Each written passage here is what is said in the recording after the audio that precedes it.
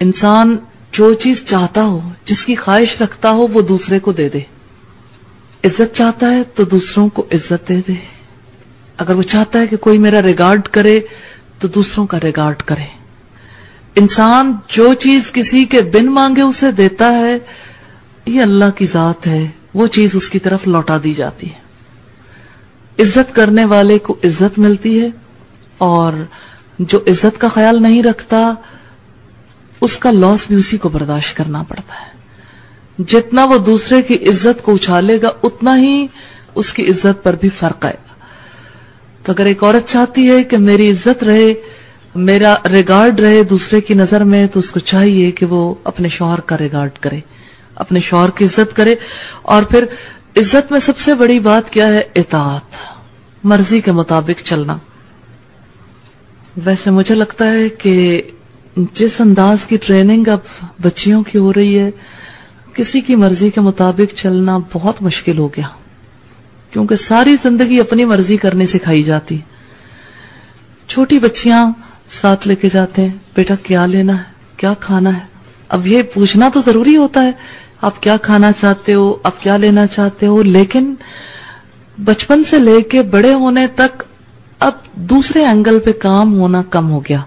اور دوسرا اینگل کیا ہے کہ کبھی مرضی پوری نہ بھی ہو تب بھی پرسکون رہنا. تو آپ دیکھیں مرضی پوری نہیں ہوتی تو پھر کیا حالات ہو جاتے ہیں.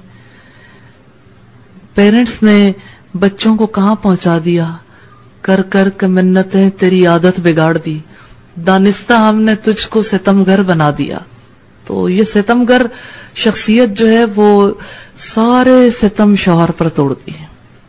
تو یہ بات ذہن میں رکھنے والی ہے کہ عورت اطاعت کے ساتھ عزت پاتی ہے، مرضی اپنی نہیں شوہر کی.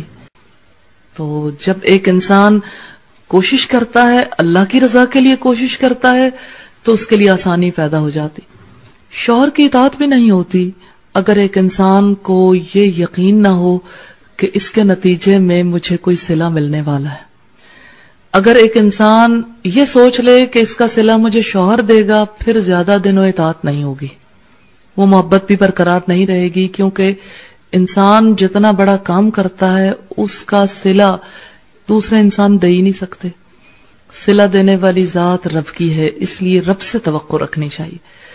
اور انسان جو کام اپنے رب کی خوشنودی کی خاطر کرتا ہے، بے لوث ہو کر، بے غرض ہو کر، وہ بے غرض تعلق جو ہے وہ ہمیشہ دوسروں کی نظروں میں انسان کی عزت بڑھا دیتا. اور اگر عزت نہ بھی بڑھے، ایون دنیا میں یہ رفاقت بھی نہ ملے، محبت کا جواب محبت سے نہ بھی ملے، تب بھی اللہ کی نظروں میں تو سرخرو ہے، زندگی کے مقصد کو تو پورا کر کے جا رہے ہیں.